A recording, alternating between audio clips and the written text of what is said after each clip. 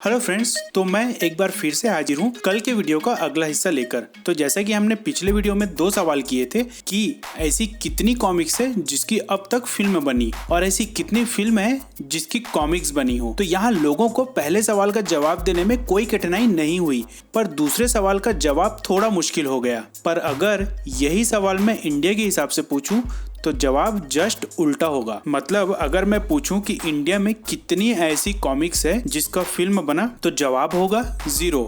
और अगर मैं ये पूछूं कि ऐसी कितनी फिल्म है जिसकी कॉमिक्स बनी हो तो शायद बहुत से लोगों के पास इसका जवाब होगा। जैसे कि टीवीएस प्लैनेट ने शिवाय और फ्लाइंग जेट का कॉमिक्स वर्जन निकाला था। हाँ, ये अलग बात है कि इन दोनों कॉमिक्स का भी मार्केट में वैसा ही हाल रहा जैसे इन मूवीज का बॉक्स ऑफिस में। ठीक ऐसे ही फेनिल कॉमिक्स ने टस्कारा फिल्म का कॉमिक्स वर्जन बनाया, पर टस्कारा ऑनलाइन फ्री होने के बावजूद किसी तरह का धमाका करने में असफल रही। पेन मूवी ने इस मूवी को अपने YouTube चैनल पर अपलोड कर रखा है। इसके अलावा यश राज फिल्म ने भी एक ऐसी ही कोशिश की थी योमिक्स के नाम से, जो कि उदय चोपड़ा के करियर की ही तरह कब उदय हुई और कब अस्त हुई पता ही नहीं चला। वैसे जिनको योमिक्स के बारे में नहीं पता उन्हें बता दूं कि यशराज प्रोडक्शन ने 2012 में योमिक्स के नाम से एक कॉमिक्स पब्लिशिंग कंपनी की शुरुआत की थी और उनके पहले सेट की कॉमिक्स थी एक था टाइगर, धूम रिडक्स और हम तुम, जिसका हार्ड कॉपी क्रॉसवर्ड जैसे काफी सारे बुक स्टोर के साथ साथ ऑनलाइन भी उपलब्ध कराया गया था। यहाँ तक कि इसका किंडल वर्जन भी निकाला गया था, पर दोनों ही वर्जन में योमिक्स फ्लॉप रही।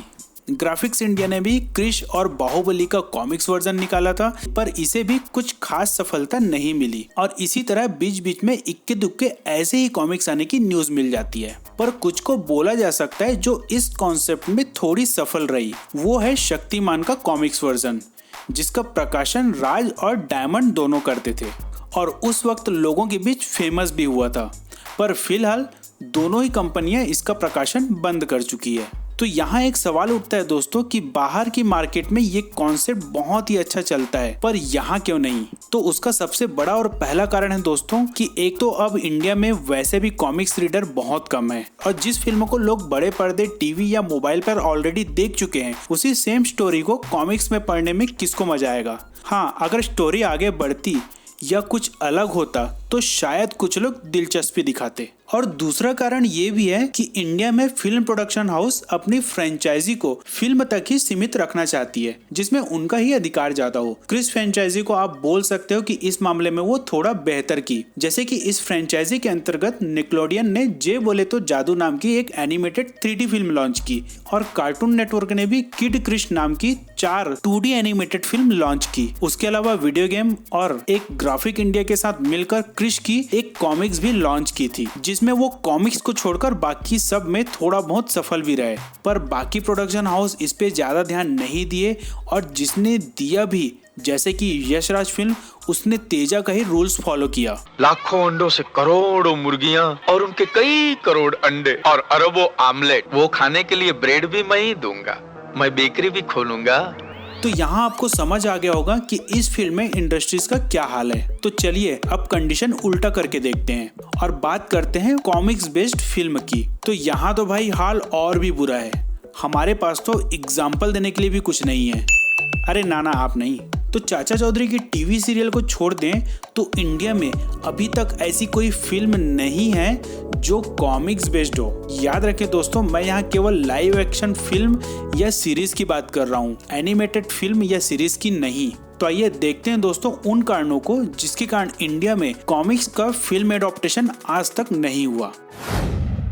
परफेक्ट एडॉप्टेशन, किसी कॉमिक्स के कैरेक्टर को कॉमिक्स से उठाकर बड़े पर्दे पे लाना एक बहुत ही बड़ा चैलेंज का काम होता है दोस्तों। इसमें फैंस की फीलिंग, उसकी एक्सपेक्टेशन जुड़ी हुई होती है। थोड़ी सी गलती हुई तो फिल्म मेकर को इसका खामियाजा भुगतना पड़ता है। ताजा उदाहरण आप जस्टिस लीग का ले सकते हैं। घटिया एडॉप्टेशन के कारण इस फिल्म का इतना विरोध हुआ कि फाइनली इस फिल्म के पुराने डायरेक्टर जैक स्नाइडर को खुद ही घोषणा करनी पड़ी कि वो 2021 में स्नाइडर कट लेकर आएंगे। उम्मीद है आपको इसका पूरा मामला पता होगा।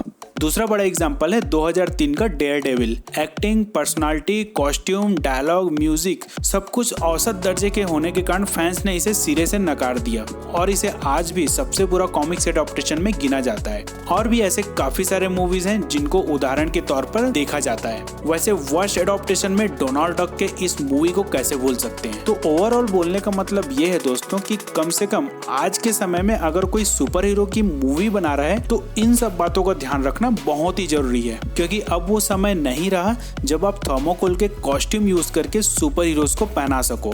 और कहीं ना कहीं फिल्म मेकर के भी दिमाग में ये सारी बातें रहती है, इसलिए वो इन सब से बचने के लिए सीधे नए सुपर हीरो लॉन्च कर देते हैं इंस्टेड ऑफ कॉमिक्स एडॉप्टेशन। आप क्रिश, रावण, शक्तिमान, रोबोट जैसे सुपर हीरो को कंपेयर नहीं कर सकते, क्योंकि आप पहली बार इन हीरो को सीधे पर्दे पर देख रहे हो। वो जैसा देंगे आप वैसा ही एक्सेप्ट करोगे। पर वहीं दूसरी ओर अगर यही फिल्म मेकर नागराज या किसी दूसरे सुपर हीरो की मूवी बनाएंगे तो फैंस के साथ साथ जिसने कॉमिक्स कभी पढ़ी भी नहीं है वो भी कंपेयर करने लग जाएंगे और मूवी पिक्सल परफेक्ट न बनने की स्थिति में इसके बुरी तरह फ्लॉप होने की भी नौबत आ सकती है। इसलिए आपने नोटिस किया होगा दोस्तों कि इंडिया में नॉवेल के ऊपर काफी सारी मूवी बन चुकी है पर कॉमिक्स के ऊपर नहीं। सुपरस्टार, आप मानो या ना मानो पर ये बहुत ही कड़वा सच है कि इंडिया में ज्यादातर मूवी स्टार के बदौलत ही चलती है और कमाती है।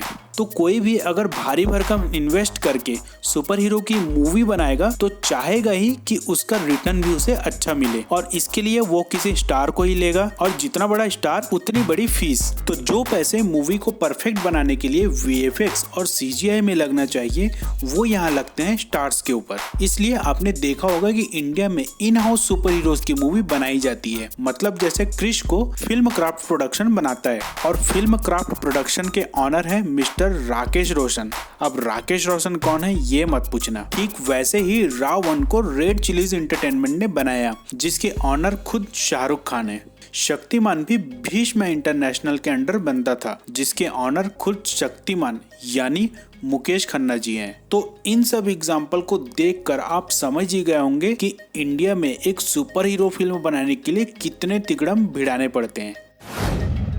रॉयल्टी, ऊपर के दो मामले अगर किसी तरह सेटल भी हो गए तो बात रॉयल्टी में आकर रुक जाती है। वैसे इसके बारे में बात करने से पहले आपको बता दूं कि रॉनी स्क्रूवाला और वसनवाला ने फैंटम की मूवी बनाने के लिए स्क्रीन के राइट्स ले लिए हैं जिसपे काम जल्द ही शुरू किया जाएगा। तो इस न्यूज को सुनने के बाद आपको एक ख्याल तो जरूर आया होगा कि अरे यार इंडियन सुपर हीरोज को छोड़कर कहाँ तुम इन विदेशियों के पास चले गए। तो यहाँ एक बहुत ही इंपॉर्टेंट चीज आती है दोस्तों, वो है कि कैरेक्टर्स की पॉपुलैरिटी है जिसके बारे में हम इस वीडियो पर बात कर चुके हैं। इंडिया में एक सुपर हीरो की फिल्म बनाने के लिए एवरेज खर्चा आता है लगभग 100 करोड़ और इतना खर्च करने के बाद कोई भी प्रोड्यूसर चाहेगा कि उसे प्रॉफिट मिले, इसलिए वो किसी अच्छे एक्टर को लेगा जिसके कारण फिल्म का बजट बढ़ जाएगा और वो हो जाएगा कम से कम 140 से 150 करोड़। इतना खर्च करने के बाद इंडिया में इंडियन सुपर हीरो की मूवी कमाती है एवरेज 200 से 300 करोड़।